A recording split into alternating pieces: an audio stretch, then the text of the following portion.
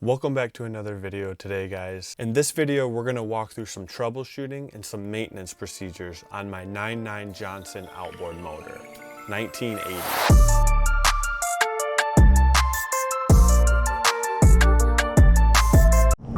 Ooh, there's a good one. There's a good one.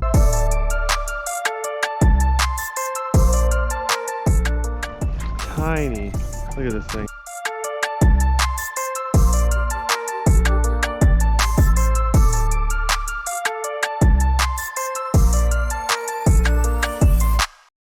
Oh, there's a good one. There's a good one. Oh yeah, that's a good one.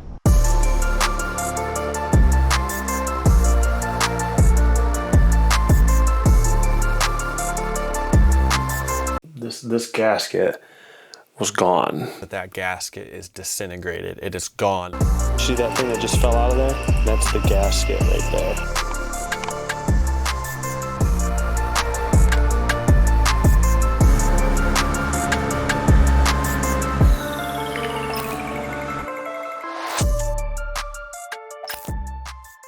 The first step was getting rid of the primer bulb and the old gas lines. Old and damaged fuel lines can restrict the flow of fuel, and it's the simplest thing to check before you go digging into the engine. So we're gonna do a few things here. I'm gonna make up a new one of these guys, just because this line might be junk. I bought some fuel line, I bought a new bulb, and we're gonna open up this gas tank, check the fuel filter. I lost the little vent thing, it fell down in there, so I'm gonna try to get that back out. I'm gonna try to reuse these fittings here. Hopefully they're not my issue. Hopefully it's just this guy.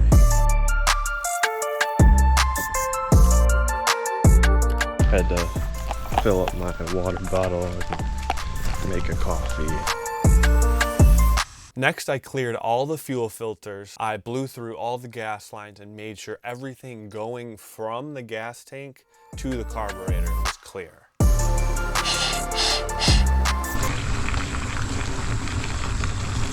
So this is the piece that fell off in there. Pull. Yeah, see, that's what happened. Okay, now I'm gonna cut this off here.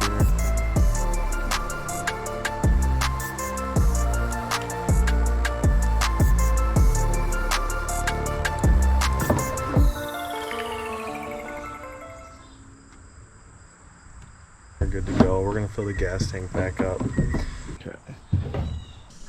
Yeah.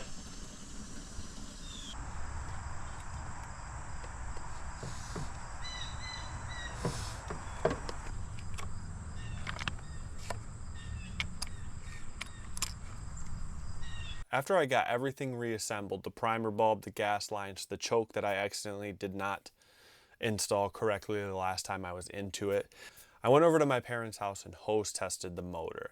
And the choke wasn't hooked up, and now it is. I think that's why I had hard starting the other day with Evan.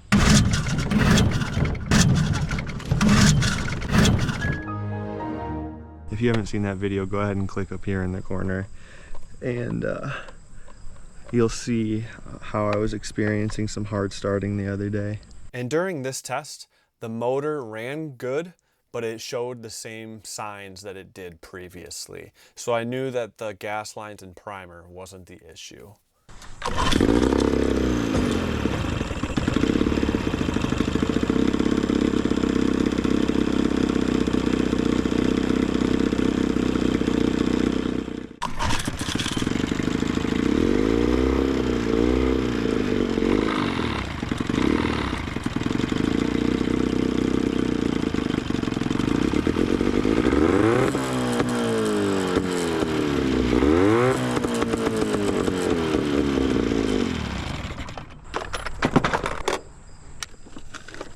Alright, if you have headphones, beware.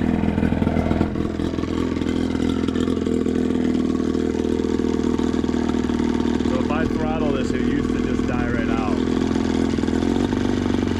Like that.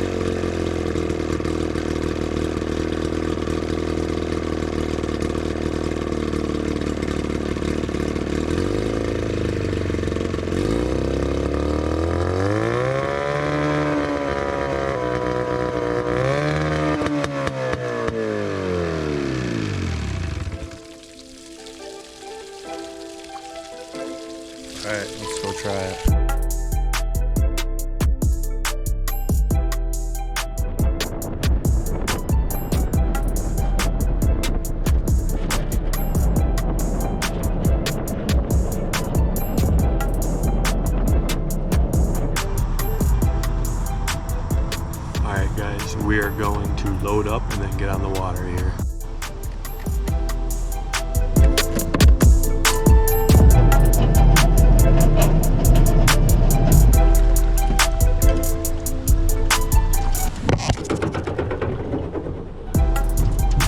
Alright, release the brake. Put it in gear.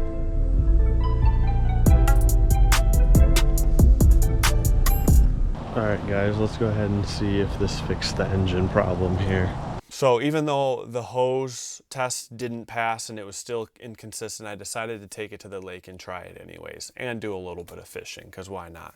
So I took it to the lake, and again, it ran similar to what it did on the hose back at home. Alright, let's see if this thing starts up a little easier today now that the choke's on and working. And, oh, they got the cup. And let's see if it runs a little bit better. So I knew that that did not fix the problem. But on the side note, I did catch 3 fish.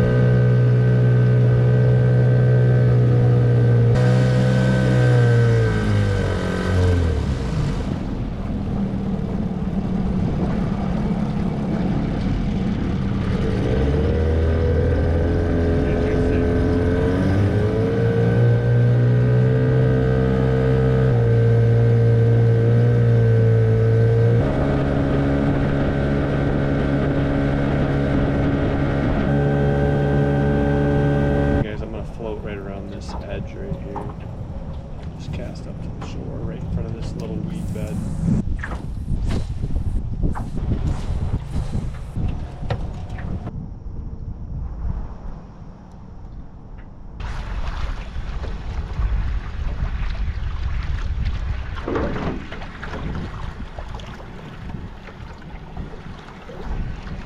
There's a fish.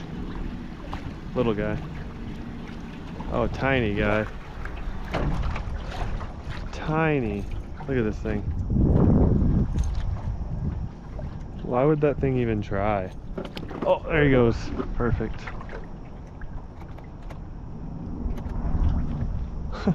That thing was microscopic. Like half the size of this bait.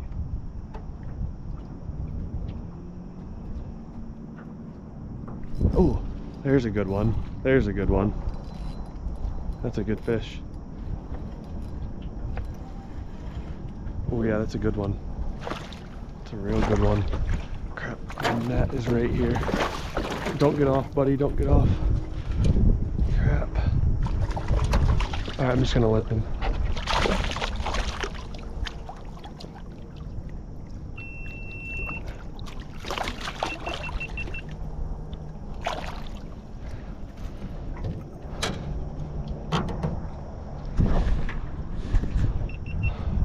Of course the camera dies right when I catch one. I mean, I had him right here, but anyways, that's a nice largemouth. Yeah, this was that fish that I could have missed the other day. He's not a huge one, but he's a nice one. Like a, I mean, I don't know, 2 pounds.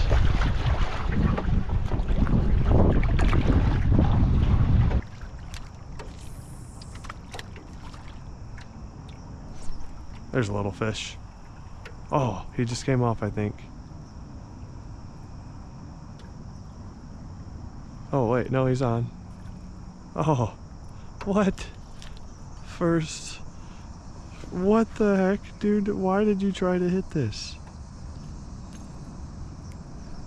What the heck? A little crappie, I think. It's literally the size of the bait, just about.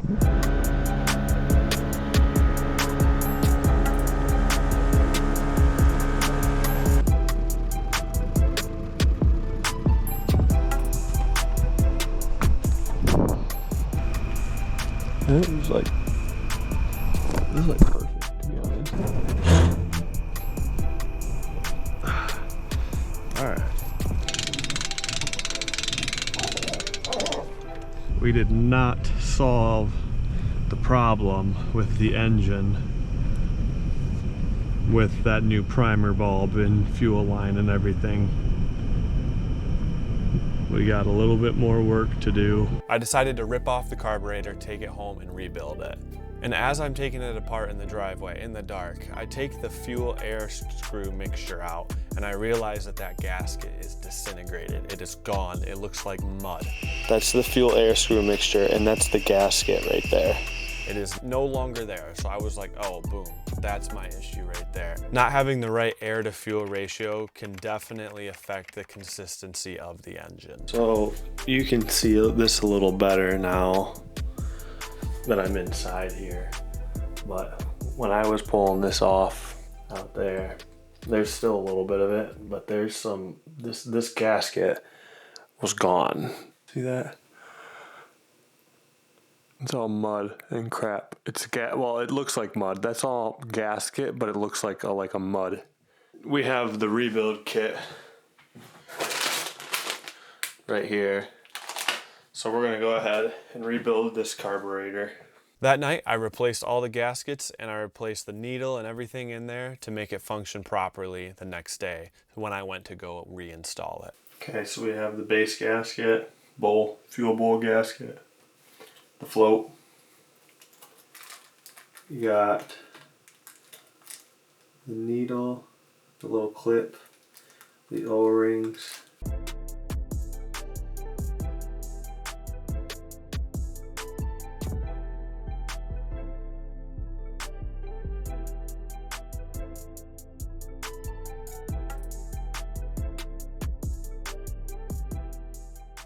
Okay guys, so I'm not sure where this tiny little plastic piece goes, but I don't think it's necessary. But anyways, I put the new needle on and I put the float on, and you want this float level with the surface of the head, from what I understand, from what I've seen online and stuff.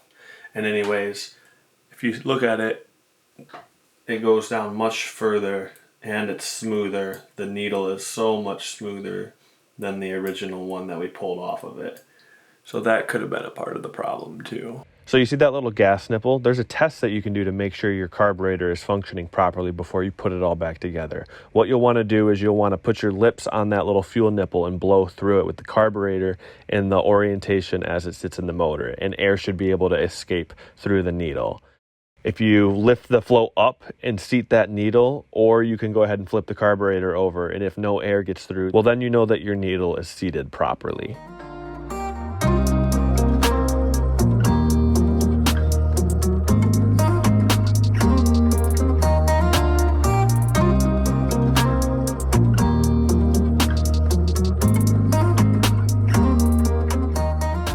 This video I wanted to focus on fuel system and carburetor repair. So we know that the fuel system's good and all the gas lines going to the carburetor are fine. And the carburetor was rebuilt and it's fine and performing fine now as well. I'll leave this guy right here. And then all these extra parts are gonna go in this bag. And they're probably gonna go into an extra parts toolkit for the boat that'll stay on the boat, just in case something happens. We're gonna throw this on there and hopefully it runs great after this. There'd be no way I could put my hand in here if that pull start mechanism wasn't out of the way.